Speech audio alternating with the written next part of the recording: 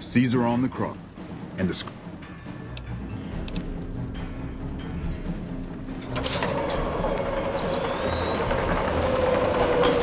Guess it ain't no secret how you... I would Look. You want me to... Yeah. Do you know what you're doing?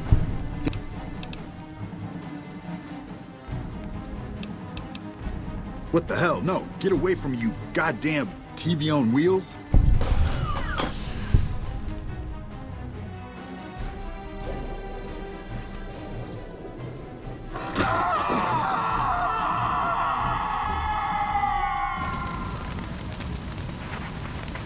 You did a super job, Rap.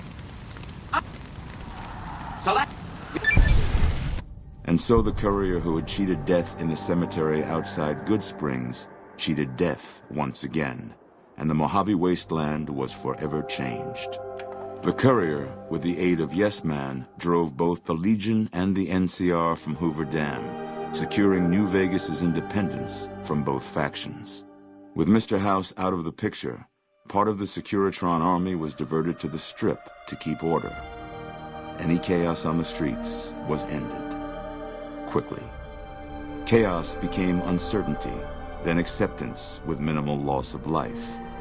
New Vegas assumed its position as an independent power in the Mojave. Supporting the ideals of independence, the courier was recognized as the woman responsible for a truly free New Vegas. She ensured that Mr. House's tyranny was broken, and that neither Caesar's Legion nor NCR would ever gain control over New Vegas. Tabitha and Rhonda went east, through Caesar's land. Occasionally, tales of their exploits found their way back west, though few believed them. Eventually, the stories concerning the duo were collected and published, and proved to be quite popular with children. Invigorated by his travels with the courier, Raul once more took up his guns in memory of his lost Rafaela. Soon after, the Mojave was filled with tales of the ghost vaquero who hunts down those who prey on the weak. Though the wasteland became anarchic after Hoover Dam, the Boomers' display of power dissuaded fortune seekers from attempting to penetrate Nellis. After the courier ensured New Vegas remained free, the followers found that independent Vegas was even more unstable and violent than before. Old Mormon Fort became excessively burdened by the influx of patients, struggling to provide even the most basic of services. Arcade was tending to the locals of Freeside when he learned that Caesar's Legion had been defeated, and NCR was being pushed out of New Vegas.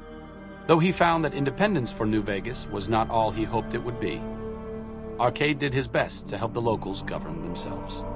With New Vegas's independence formally declared, Goodsprings thrived. More travelers stopped by Goodsprings on their way to and from the Strip, and the locals grew prosperous from the traffic. Cass lived to see the courier bring down 3 armies, and by her count, that was 3 more than she'd expected. She kept quiet about that, though. During the Battle of Hoover Dam, the Great Khans quickly evacuated Red Rock Canyon and headed north and east into the plains of Wyoming. There, they reconnected with the followers of the Apocalypse and rebuilt their strength. Bolstered by ancient knowledge of governance, economics, and transportation, they carved a mighty empire out of the ruins of the Northwest. Thanks to the courier and Lily, a cure for the Nightkin's schizophrenia was found shortly after Dr. Henry's experiment concluded. Nightkin and other super mutants in the wasteland flocked to Jacobstown, and the town became known as a haven where a mutant could find peace. Lily continued to take her medicine at half doses, and although she remembered her grandchildren, her mind remained muddled and confused. Eventually, she parted ways with the courier and traveled west, seeking the remnants of her past.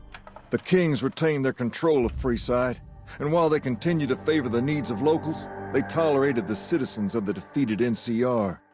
After Ray's brain was transplanted into Rex's cybernetic body, it took Rex some time to adjust to the old scrapyard dog's memories. Eventually, Rex's mind settled peacefully, melding his own memories with that of long travels with old Lady Gibson. The Misfits' laziness caught up with them when the Legion attacked Camp Golf. Those who weren't killed in the attack attempted to flee, but were caught at Mojave Outpost, court-martialed, and hanged from the Ranger Monument. Though Novak was a low-priority target for the Legion, many of Novak's citizens died in its defense. In the weeks that followed, several bright followers returned to Novak to help restore its defenses, allowing it to remain independent of NCR. Though NCR was withdrawing from the region, Boone remained in New Vegas, finding work as a security guard and caravan scout along the highways. While he might have preferred rejoining his old unit, Boone couldn't bring himself to abandon the city where he'd met his wife. Armed with a wide array of improvised explosives and stolen weapons, the Vault 19 powder gang tormented the Mojave Wasteland for years. Citizens of the NCR were favorite targets, and they always suffered the worst fates. Prim Slim proves to be an able-minded, if not able-bodied, sheriff for Prim. And due to his slow speed, some crooks get away without a scratch.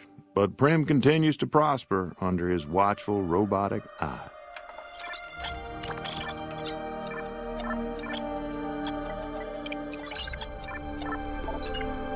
After their bold arrival at Hoover Dam, the remnants disappeared as quickly as they came. Legends of their power spread throughout the Southwest, a reminder of why people once feared the sight of vertibirds in the sky. And so the Courier's Road came to an end, for now.